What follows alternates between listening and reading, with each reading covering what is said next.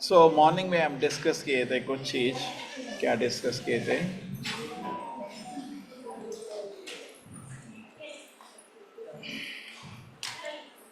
हम डिस्कस किए थे प्रहलाद महाराज का लीला, जिसमें नरसिंहदेव प्रकट होते हैं।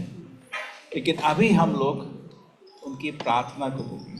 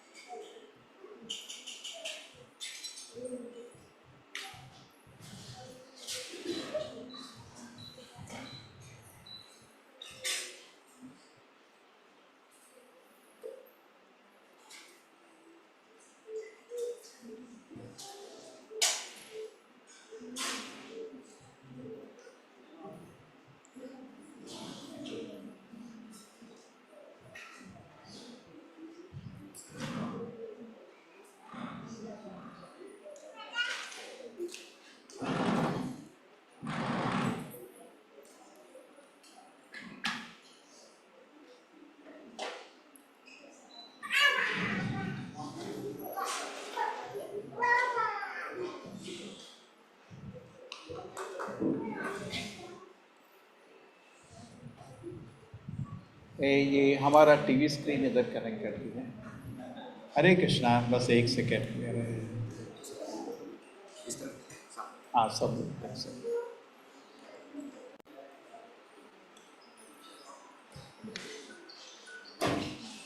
तो ये बहुत सुंदर प्रार्थना है हमारे भागवत में। अभी स्थिति ऐसी आती है कि नरसिंहदेव प्रकट हो जाते हैं और उसके बाद सारे देवता प्रार्थना करते हैं। ब्रह्मा जी, शिव जी, आपके इंद्र, सारे पूरे ब्रह्मांड से प्रार्थना होती है। लेकिन नरसिंहदेव का गुस्सा कम नहीं होता। तब उसमें ब्रह्मा जी सोचते हैं। और दूसरा चीज, सब लोग भयभीत होते हैं, क्योंकि नरसिंहदेव जोर से गरज रहे हैं और सब लोग भयभीत हैं। भागवत में ऐसा वर्णन किया गया है कि इतने भयभीत हैं कि शेर भी कि हाथी भी रो रहे हैं, डर के मारे भाग रहे हैं। आप सोचिए कितनी गर्जन आ रही है। हाँ, ऐसे नहीं, जोर से। ओके,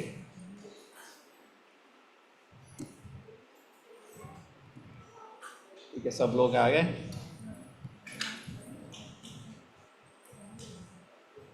हरे कृष्ण एवरीबॉडी। हरे कृष्ण प्रभु जी, प्रणाम प्रभु जी, प्रणाम।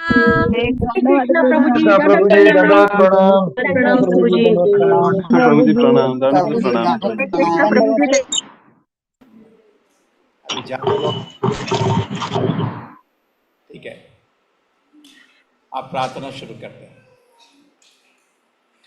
तो इस समय क्या होता है कि नारद मुनि ने आगे कहा, ब्रह्मा, शिव आदि अन्य बड़े बड़े देवताओं को साहस न हुआ कि भगवान के समक्ष जाएं, क्योंकि उस समय वो अत्यंत क्रुद्ध थे। इसमें नरसिंहदेव बहुत ही गुस्से हैं। तो इसमें क्या होता है, जब ऐसा एलिमेंट आ जाता है, जैसे आपके पिताजी घर में या कॉलेज का टीचर, बहुत ही सब लोग डर जाते हैं। ठीक है, किसी की हिम्मत नहीं होती कि नरसिंहदेव के सामने आए। वो दूर से, जब वो यहाँ नरसिंहदेव प्रकट हुए हैं, वहाँ रोड से खड़े होकर दूर से वहाँ से प्रार्थना हो रही है। आगे आने की हिम्मत नहीं हो रही, बिकॉज उन्होंने अभी हिरण्यकश्यप को फाड़ के फेंक दिया है और जितने उनके सैनिक थे उनको भी नाखूनों से फेंक दिया मार के। चारों तरफ खून है और उसके बावजूद भी नरसिंहदेव जोर से गरज रहे, गुस्सा उनका कम नहीं हो रहा। और कुछ प्रार्थना भी ऐसी ही थी। इंद्र ने बोला थैंक यू नरसिंहदेव, सारी अप्सरा वापस मिल गई। तो नरसिंह ने बोले ये क्या प्रार्थना है तो उनको कोई संतुष्टि नहीं मिली इन प्रार्थनाओं से। ठीक है, और भगवान की लीला भी है, वो अपने एक महान भक्त प्रहलाद का महिमा करना चाहते हैं। अब देखिए इसमें वहां पे लक्ष्मी भी थी। अब लक्ष्मी क्यों नहीं गई उनके पास, वैसे तो लक्ष्मी नरसिंह बोलते हैं, लेकिन उस अवसर पे उनकी लीला शक्ति अनुसार वो थोड़ी कंफ्यूज हो गई कि व्यक्ति कौन है, ये मेरा हस्बैंड है या कौन है, बिकॉज रूप कुछ अद्भुत था ना, तो वो भी डर गई।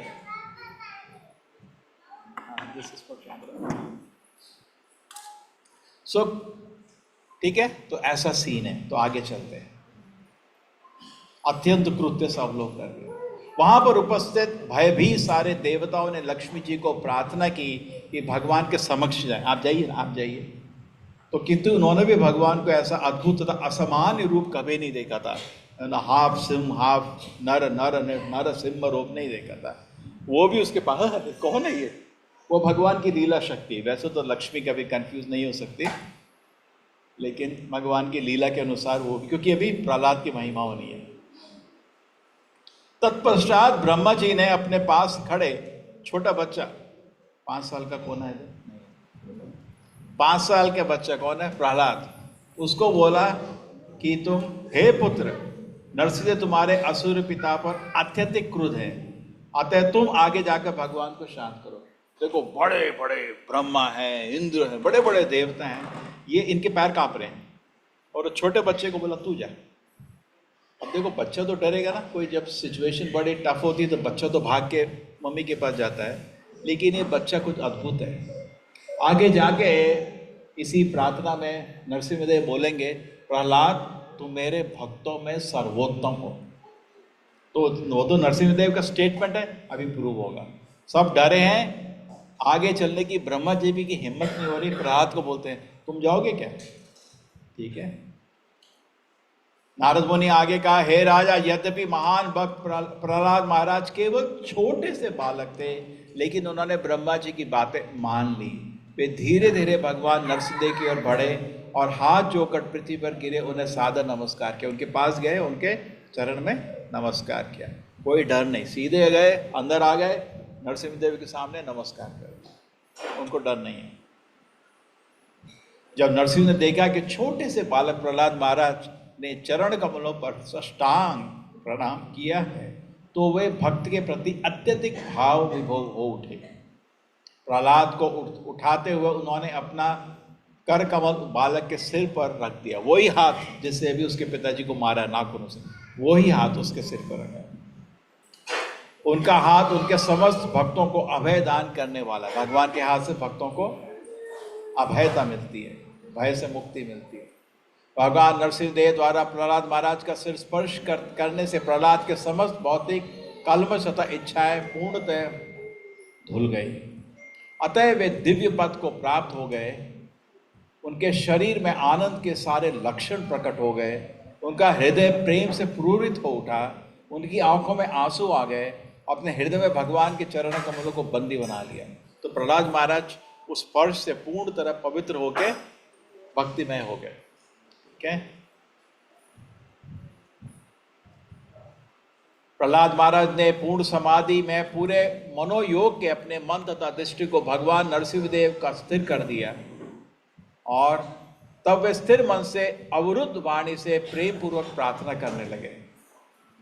श्री प्रहलाद वाचा, देखिए वेद व्यास जी लिख रहे श्री प्रहलाद, खाली 5 साल का बच्चा है। श्री प्रहलाद वाचा ब्रह्मादया सुरगणा मुनयत सिद्धः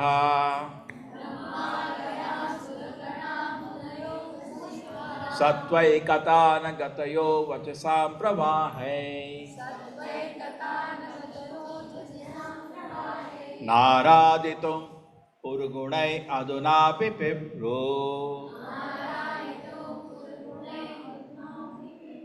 किम तोष्टुमर्हसि समे हरिमुग्र जाते।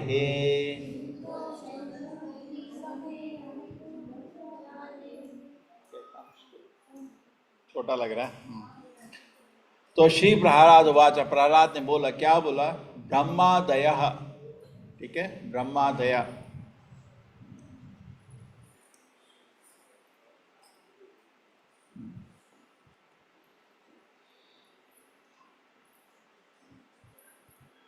ठीक है,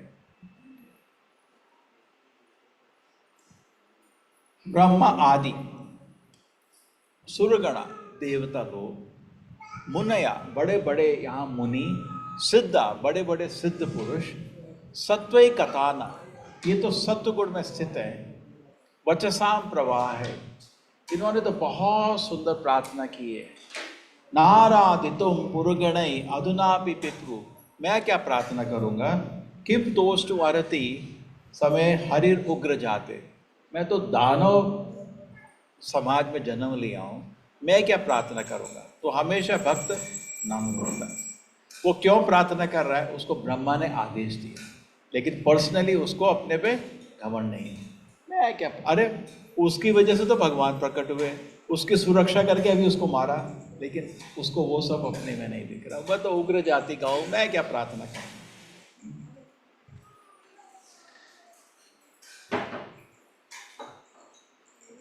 प्रहलाद महाराज ने आके कहा, भले ही मनुष्य के पास संपत्ति, राजसी परिवार, सौंदर्य, तपस्या, शिक्षा, दक्षता, कांति, प्रभाव, शारीरिक शक्ति, उद्यम, बुद्धि तथा योग शक्ति क्यों ना हो, किंतु मेरे समझ में सारी योग्यताओं से भी कोई व्यक्ति भगवान को प्रसन्न नहीं कर सकता। इन चीज़ों से आप भगवान को प्रसन्न नहीं कर सकते, किंतु भक्ति से वो ऐसा कर सकता है। तो क्या बोल रहे हैं कि गजेंद्र तो ऐसा किया था, ना तो उसके पास सुंदरता थी, ना उसके पास संपत्ति थी, ऐसा तो कुछ नहीं था, लेकिन गजेंद्र ने सच्चे दिल से भगवान को पुकारा, भगवान प्रकट हो गए। भाई कितने लोगों को शक्ति है, आप पुकारो और पट भगवान गरुड़ के पे आ गए, नहीं है ना हमारे पास। लेकिन गजेंद्र ने तो भगवान को ले आए थे नीचे। हाँ, तो बोले कि शुद्ध भक्ति चाहिए हमको, उससे भगवान प्रकट होते हैं। और गजेंद्र ने भी ये किया था। इनडायरेक्टली प्रहलाद महाराज दुनिया के आचार्य हैं, और आचार्य रूप में अभी सभी देवताओं को शिक्षा दे रहे हैं। प्रहलाद महाराज एक छोटे बालक नहीं है, वो जगत गुरु आचार्य है। उम्र 5 साल की अलग चीज़ है, इसलिए अभी सब देवताओं को शिक्षा दे रहे हैं, बिकॉज सब फेल किए। नरसिंह देव को ठंडा नहीं कर पाए, तो बोल रहे हैं कि देखो ये सब तुम्हारे पास होगा, संपत्ति किसी के पास है, कुबेर जी हैं, किसी के पास सौंदर्य, गंधर्व सब बहुत सुंदर होते हैं, किसी के पास तपस्या, बड़े बड़े संत ऋषि हैं, बड़ी तपस्या करके आए, शिक्षा, कुछ कुछ बड़े संत हैं, उनको बहुत ज्ञान है, प्रभाव है, शारीरिक शक्ति है, बुद्धि है, योग किसी ने बड़ा योग किया, योग शक्ति है। लेकिन इन योग्यताओं से आप भगवान को प्रसन्न नहीं कर सकते। उनको प्रसन्न करने के लिए आपको शुद्ध भक्ति चाहिए, और गजेंद्र ने वही किया। तो शिक्षा शुरू हो गई प्रहलाद महाराज की पूरे ब्रह्मांड के लिए। यदि किसी ब्राह्मण के पास 12 योग्यताएं हैं, लेकिन किंतु वह भक्त नहीं है और भगवान के चरणों कमलों से विमुख है, तो उससे तो चंडाल भक्त भी से भी वो अधम हो जाता है, क्योंकि अपना सर्वस्व मन, वचन, कर्म, संपत्ति, जीवन भगवान को अर्पित कर दिया है जिसने, ठीक है, वो ज़्यादा इंपॉर्टेंट है। खाली होता है ना, ब्राह्मण मतलब पठन पाजन यजन याजन ऐसे करे। ब्राह्मण बहुत कुछ मंत्र उच्चारण सीख लेते हैं, ये सीख लेते हैं, वो सीख लेते हैं, कैसे यज्ञ करना है, कैसे होम करना है, सब प्रक्रिया नियम वो सब सीख लेते हैं। लेकिन अगर दिल में भक्ति नहीं है तो भगवान उससे प्रसन्न नहीं हो सकते। वो अपने आप को ही नहीं बचा सकता। लेकिन कोई चंडाल घर में भी जन्म लिया है लेकिन भक्त है, वो अपने पूरे परिवार को शुद्ध कर सकता है। भगवान सदैव आत्मतुष्ट रहने वाले, अतएव जब उन्हें कोई भेंट अर्पित होती है तो भगवत कृपा से भेंट भक्त के लाभ के लिए ही होती है। ये भगवान संतुष्ट है, तो उनको सेवा करके हमको क्या फायदा मिलता है, समझने की कोशिश करिए। जैसे आप किसी के आगे आईना रखा है, आईना समझते हैं ना, मिरर रखा है, तो अपने को आप डेकोरेट करते हैं तो आपका जो आईना में रिफ्लेक्शन आता है वो भी सुंदर दिखता है। तो उसी तरह भगवान को प्रसन्न करने में हम प्रसन्न हो जाते हैं। भगवान तो हमेशा संतुष्ट है। बहुत सुंदर। यद्यपि मुझे असुर कुल में जन्म लिया तो भी निस्संदेह जहाँ तक मेरी बुद्धि जाती है मैं पूरे प्रयास से भगवान की प्रार्थना करूँगा। जो भी व्यक्ति अज्ञान के कारण इस भौतिक जगत में प्रविष्ट होने को बाध्य हुआ है वह भौतिक जीवन में पवित्र बन सकता है यदि वह भगवान से प्रार्थना करे और उनके यश का श्रवण करे। तो कोई भी हम अगर भगवान को प्रार्थना करेंगे और भागवत में या जहाँ पे उनका शुद्ध वर्णन है उसको पढ़ेंगे तो हम भी पवित्र हो सकते हैं। हे भगवान, ब्रह्मा आदि सारे देवता आपके निष्ठावान दास है क्योंकि वे दिव्य पथ पर स्थित हैं, अतः वे हमारे तरह नहीं है। इस भयानक रूप को आपका प्राकट स्वांतः सुख के लिए आपकी लीला है। ऐसे अवतार सदा ही ब्रह्मांड की रक्षा तथा सुधार के लिए होते हैं। अतः हे नरसिंह भगवान, आप अपना क्रोध त्याग दें क्योंकि मेरे पिता महाअसुर हिरण्यकशिपु मारा जा चुका है। क्योंकि साधु पुरुष भी सांप तथा बिच्छू के मारे जाने पर प्रसन्न होते हैं, अतः इस असुर की मृत्यु से सारे लोगों को परम संतोष होता है। अब वे अपने सुख की प्रति आश्रित हैं और भय से मुक्त होने के कारण इस कल्याणप्रद अवतार का सदैव स्मरण करेंगे। मोदे रसादुर अपि वृषिक सर्प हत्या। जनरली इस जगह में जब सांप पाया जाता कोई मारता नहीं है ना।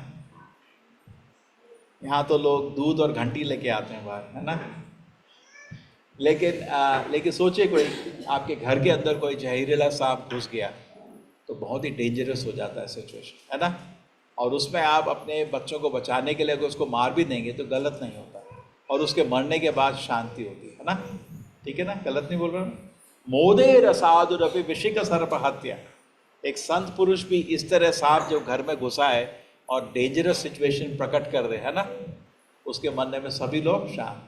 तो बोल रहा है कि मेरे पिताजी के मरने के बाद आप गुस्सा क्यों कर रहे हैं? वो तो एक सर्प की तरह पूरे दुनिया को तंग करके रखे थे, तो उनके मरने से तो सब लोग प्रसन्न होना चाहिए। हे अजित भगवान, मैं ना तो आपके भयानक मुख से जीव, ना ही सूर्य के समान चमकीले आंखों से टेढ़ी भौं से भयभीत हूँ। मैं आपके तेज नखुली दांतों से, आंतों की मालों से, रक्त संचित गर्दन बालों तथा ये बहुत ही भयानक रूप है, चारों तरफ खून है और नरसिंहदेव का विराट रूप है। बोला मेरे को इससे डर नहीं लग रहा क्योंकि उसको भगवान से प्रेम है। ठीक है, तो आपके भयानक रूप से मैं नहीं डर रहा। हे पतितो पर सदय परम शक्तिशाल दुर्जय प्रभु, मैं अपने कर्मों के कारण असुरों की संगति में आ पड़ा हूँ, अतः मैं इस संसार में अपने जीवन दशा के अत्यधिक भयभीत हूँ। वह क्षण कब होगा जब मुझे उन चरण कमलों की शरण में बुला लेंगे जो बुद्धिजीव से मोक्ष के चरम लक्ष्य है। आप खुद सोचिए, प्रहलाद महाराज इतने महान भक्त हैं, भगवान को बोल रहे हैं आप कब बुलाएंगे हमें? प्रहलाद किधर हो? आप सोचिए, इतना आसान नहीं है। कभी कभी हम मजाक समझ लेते हैं भगवान के सेवा में होना, मजाक समझ लेते हैं, मजाक नहीं। आप खुद सोचो, भगवान आपका नाम लेके बुला रहे हैं, किधर हो? कैसा लगता है? खुशी लगता है ना। आप अपने कॉलेज गए और टीचर ने आपको नाम याद किया, बोला नाम हो, कितना खुशी लगता है। आप खुद सोचो, हम तो भगवान की सेवा छोड़ के इधर भटक रहे हैं दुनिया में, और भगवान बुलाए किधर हो तुम? तो प्रहलाद महाराज बोल रहे हैं कब आप मेरे को याद करके बुलाओगे? देखिए कितने नम्र से प्रार्थना हो रही है। वे क्षण कब होगा जब आप अपनी शरण में मेरे को बुलाएंगे? हे महान, हे परमेश्वर, प्रिय तथा अप्रिय परिस्थिति के संयोग से तथा उनके बिछड़नों के कारण मनुष्य स्वर्ग तथा नरक लोकों में अत्यंत शोचनीय स्थिति को प्राप्त होता है, मानो संताप की अग्नि में जल रहा हो। दुनिया की स्थिति ऐसी है। यद्यपि इस दुखमय जीवन से निकलने की अनेक औषधियां हैं, किंतु भौतिक जगत की औषधि दुख से भी ज्यादा कष्टदायी है। इस दुनिया में दर्द होता है लेकिन दवाई उससे ज्यादा दर्द करती है। आप दर्द हो रहा है, दर्द को हटाने के लिए दवाई लेके आते हो, वो दवाई दर्द से ज़्यादा दर्द कर देती है। ये दुनिया ऐसी बनी है। जैसे आप सोचो, मैंने बहुत बार ये एग्जाम्पल लिया है, कोई भी कष्ट को हटाने के जो तरीके होते हैं कष्ट से ज़्यादा दर्द करते हैं। इसी पे एक बड़ा क्लास हो सकता है, अभी आगे चलते हैं। हे भगवान नरसिंह देव, मुक्ताओं की संगति में आपके दिव्य प्रेम भक्ति में लगे रहकर मैं प्रकृति के 3 गुणों के स्पर्श से पूर्णतः कल्मश हो चुका हूँ, कल्मशहीन हो चुका हूँ और अपने